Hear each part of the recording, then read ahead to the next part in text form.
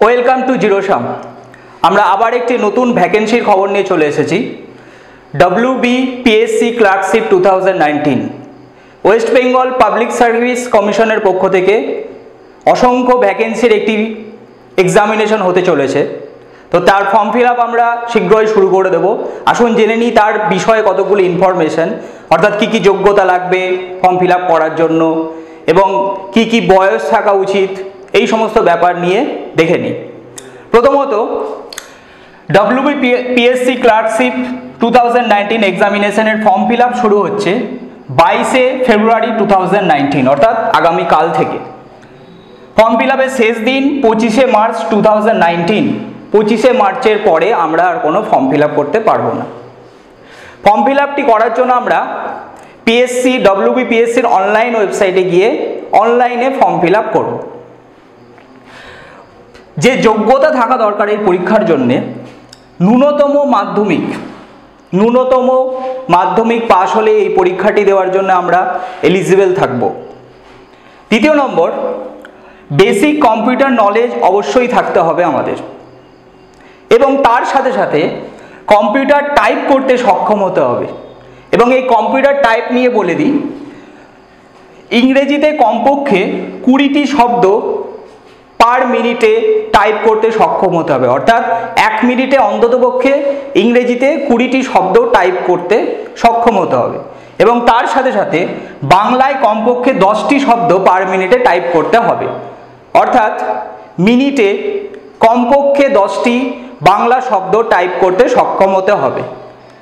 অর্থাৎ এই 3টি বেসিক ক্রাইটেরিয়া বা কোয়ালিফিকেশন যদি আমাদের থাকে, তবে আমরা এই পরীক্ষাটি দিতে সক্ষম থাকব। তারপর চলে আসি বয়সে। বয়স হতে হবে কমপক্ষে 18 থেকে 40, অর্থাৎ born not earlier than 2nd জানুয়ারি 1979, অন্ততপক্ষে 2nd জানুয়ারি 1979 পরে জন্মগ্রহণ করতে হবে, এবং নট লেটার দ্যান 1st জানুয়ারি 2001, অর্থাৎ 1st জানুয়ারি 2001 আগে জন্মগ্রহণ করতে হবে, তবে আমরা পরীক্ষাটিতে বসতে সক্ষম হব। এবং SC ST এবং OBC পরীক্ষা প্রার্থীদের জন্য বয়সের কিছুটা রিল্যাক্সেশন রয়েছে। অবশ্যই ST SCদের জন্য 5 বছর এবং OBCদের জন্য 3 বছর রিল্যাক্সেশন আমরা পাবো। এবার চলে আসি ফর্ম ফিল আপ করার জন্য যে পরীক্ষার ফি লাগবে। জেনারেল ক্যান্ডিডেটদের জন্য 110 টাকা পরীক্ষার ফি লাগবে ফর্ম ফিল আপ করার জন্য, কিন্তু SC ST এবং ফিজিক্যালি হ্যান্ডিক্যাপ যে সমস্ত প্রার্থীরা রয়েছে তাদের ক্ষেত্রে কোনো রকম কোনো ফি লাগবে না। আসুন জেনে নিই পরীক্ষাটিতে কি কি অংশ রয়েছে। পরীক্ষাটি 3টি ধাপে সংগঠিত হবে। একটি হচ্ছে প্রিলিমিনারি, তারপর মেন এবং তারপর টাইপ টেস্ট। প্রিলিমিনারি পরীক্ষাটিতে 3টি বিষয় থাকবে: ইংরেজি, পাটিগণিত এবং জেনারেল স্টাডিজ। ইংরেজি 30 নম্বর, পাটিগণিত 30 নম্বর, জেনারেল 40 নম্বর নিয়ে মোট 100 নম্বরের পরীক্ষাটি হবে।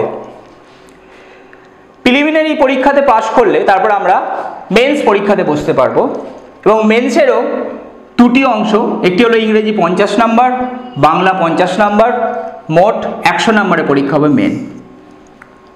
এবং প্রিলিমিনারি এবং মেন্সের নাম্বারের উপর ভিত্তি করে আমরা 3rd টাইপ টেস্টে অংশগ্রহণ করতে পারবো। এবং টাইপ টেস্টের জন্য বাংলায় মিনিটে কমপক্ষে 10টি শব্দ এবং ইংরেজিতে মিনিটে 20টি শব্দ টাইপ করতে সক্ষম হতে হবে। এই 3টি ধাপ সম্পন্ন হওয়ার পর আমাদের পরীক্ষাটি শেষ হবে এবং আমরা চাকরিতে প্রবেশন করতে পারব। তবে আরও একটি ব্যাপার বলে দিই, যে সমস্ত পরীক্ষার্থীরা মেইন পরীক্ষার সময় বাংলার বদলে অন্য কিছু সিলেক্ট করবে, অর্থাৎ হিন্দি, উর্দু অথবা সাঁওতালি বা নেপালি চয়েস করবে, তাদের ক্ষেত্রে প্রবেশনের সময় আরও একটি পরীক্ষা নেওয়া হবে, যেখানে বাংলায় অবশ্যই পাস করতে হবে। প্রিলিমিনারি পরীক্ষার সিলেবাস সম্বন্ধে আমরা এবার জেনে নিই। প্রিলিমিনারি পরীক্ষা 3টি বিষয় রয়েছে।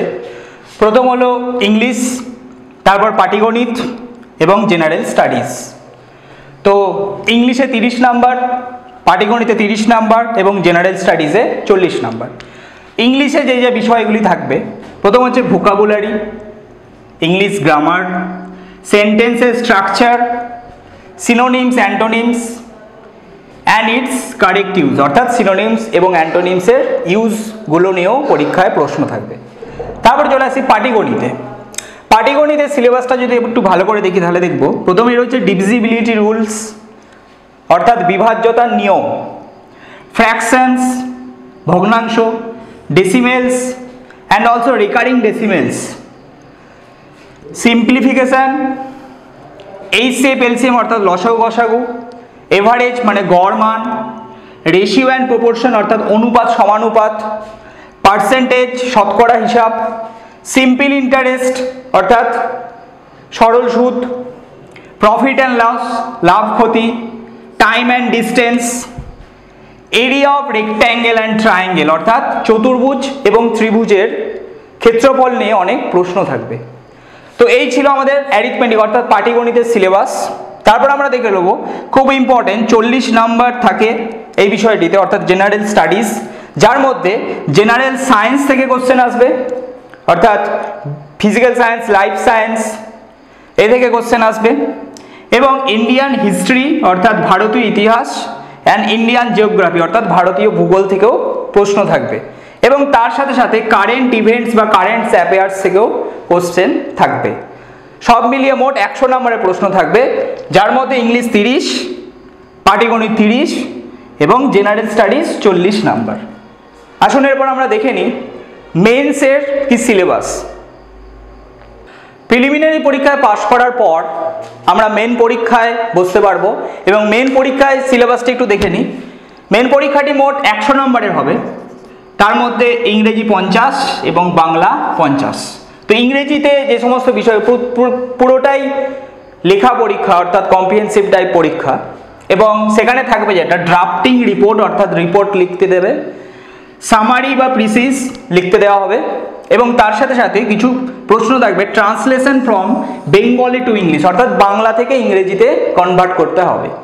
তো ইংরেজিতে এই সমস্ত জিনিসগুলি থাকবে, এবং বাংলায় প্রায় একই রকম ড্রাফটিং রিপোর্ট অর্থাৎ প্রতিবেদন লিখতে দেবে, সামারি বা প্রিসিস অর্থাৎ সারমর্ম বা সারাংশ করতে দেবে, এবং তার সাথে সাথে translation from English to Bengal অর্থাৎ ইংরেজি থেকে বাংলায় ট্রান্সলেশন করতে দেওয়া হবে। তো মেন্সের এই সমস্ত সিলেবাস রয়েছে। মেন্সের পরীক্ষা আমরা যখন পাস করব প্রিলিমস এবং মেন্সের নাম্বারের উপর ভিত্তি করে তারপর আমরা তৃতীয় ধাপ অর্থাৎ কম্পিউটার বেসিক কম্পিউটার নলেজ এবং কম্পিউটার টাইপ টেস্টে আমরা বসতে পারবো। বেসিক কম্পিউটার নলেজ থাকতে হবে আমাদের, এবং তার সাথে সাথে টাইপ টেস্টে ইংরেজিতে কমপক্ষে 20টি শব্দ পার মিনিটে এবং বাংলায় কমপক্ষে 10টি শব্দ পার মিনিটে টাইপ করতে সক্ষম হতে হবে। তারপরেই আমরা চাকরিতে প্রবেশনের সুযোগ পাবো।